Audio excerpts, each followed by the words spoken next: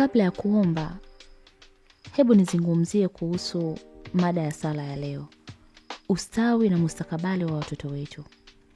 Ikiwa wewe ni mzazi, mlezi, au mtu anayempenda na kumjali mtoto, una jukumu la ajabu. Watoto si tu kizazi kijacho, bali pia ni sehemu ya maisha yetu inayoweza kushawishika zaidi. Jukumu letu katika kuwalea watoto inaweza kuunda tabia zao, mustakabali wao na uhusiano wao na Mungu. Kulea mtoto si rahisi. Inakuja na nyakati za furaha na nyakati za changamoto.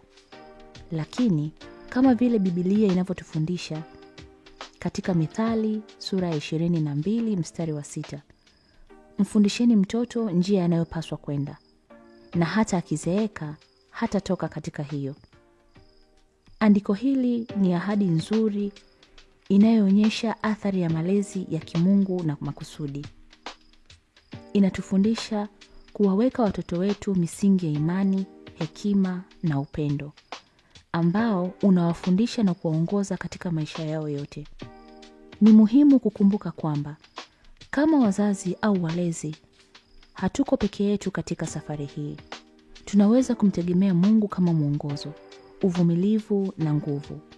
Tunaweza kuomba kwa ajili ya ulinzi, hekima na ustahimilivu wa hisia wa watoto wetu, tukijua kwamba Mungu anawapenda zaidi kuliko tunavyoweza kuelewa. Ushauri mmoja ni kuwa makusudi kuhusu maadili unayotaka kumfundisha mtoto wako. Kuwa na uwepo. Hii inaweza kumaanisha kupunguza muda wako kwenye simu au kuwa na mazungumzo ya ana kwa ana nao. Ni kuhusu kuwaonyesha upendo wa Mungu kwa njia ya maisha yako. Kuhakikisha wanajua kwamba thamani yao inatoka kwa Mungu, si kwa kile wengine wanachowafikiria. Ushauri mwingine ni kuunda mazingira ya nyumbani ambayo yanalea amani, furaha na ukuaji wa kiroho. Fanya sala kuwa sehemu ya kawaida ya ratiba yao, katika wakati wa kula, kulala au wakati wa changamoto. Omba nao na kwa ajili yao.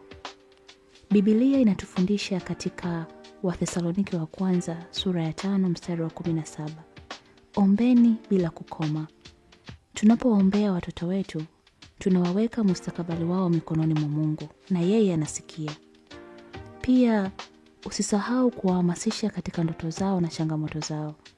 Sherekea mafanikio yao makubwa na madogo, na fariji katika kushindwa kwao. Waambie kwamba haijalishi, upendo wa Mungu wao utabaki kuwa thabiti.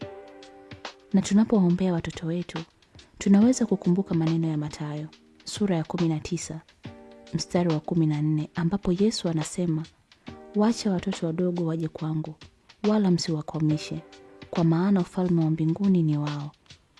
Sasa tuende mbele za Mungu kwa sala, tukimuomba msaada wake katika kuwalea watoto wetu kwa hekima, upendo na neema. Pamoja tuwaweke mikononi mwake, tukiamini kwamba atatuongoza kwa kuwalinda katika kila hatua ya safari yao. Baba wa mbinguni, tunakuja mbele zako na mioyo iliyojaa shukurani kwa zawadi ya watoto. Tunakushukuru kwa kutuaminia jukumu la kuwalea. Tunakubali kwamba wao ni wako, wameumbwa kwa hofu na ukuu. Kama ilivyosema katika Zaburi ya 149 mstari wa 19, ninakushukuru kwa sababu nimeumbwa kwa hofu na kwa ukuu. Matendo yako ni ya ajabu, najua hilo kikamilifu. Bwana, tunaomba kwa unyenyekevu, kwa hekima na mwongozo wako, tunapolea na kumtunza mtoto wetu. Tufundishe kuongoza kwa uvumilivu, upendo na neema, hata katika nyakati za uchungu au kutokuwa na uhakika. Tusaidie kuwajengea msingi wa imani, tumaini na uadilifu, ambao utawashikilia katika maisha yao yote. Tunaomba ulinzi wako wa kimungu kwa watoto wetu. Wazungushe malaika wako na uongoze hatua zao katika kila njia watakayochukua. Walinde akili na mioyo yao kutokana na uongo wa dunia, na waishie kushikilia ukweli wako daima. Kama Yesu alivyosema katika Mathayo sura ya 19 mstari wa 14, wacha watoto wadogo waje kwangu, wala msiwakwamishe, kwa maana ufalme wa mbinguni ni wao. tunaweka watoto wetu mikononi mwako yenye upendo. Baba, bariki mustakabali wao, wameze katika hekima na ukuaji, wakupata kibali kwako na kwa wengine, kama vile neno lako linavyosema katika Luka sura ya 2 mstari wa 52. Na Yesu alikuwa katika hekima na umbo, na kupata kibali mbele za Mungu na wanadamu. Wazungushe na athari chanya marafiki, walimu na washauri watakaohamasisha imani yao na tabia zao. Tusaidie kuunda nyumba zitakazojazwa na amani, furaha na uwepo wako, ambapo watoto wetu wanahisi kupendwa na kuthaminiwa. Tupatie nguvu ya kuwa mfano wa tabia ya Kikristo, ili waone upendo wako ukikisiwa katika matendo yetu. Tusaidie kuwa wapenzi wao wakubwa, tukisherehekea ushindi wao na kuwa faraja katika changamoto zao. Zaidi ya yote, Bwana, tunakuomba mioyo ya watoto wetu ikawe karibu nawe. Watafute mwongozo wako katika yote watakayoyafanya, wakikuwa katika lengo uliloliweka kwenye maisha yao.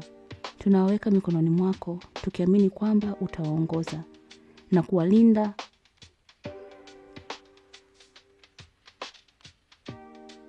wao katika kila hatua na njia yao. Kwa jina kubwa la Yesu tunaomba. Amina.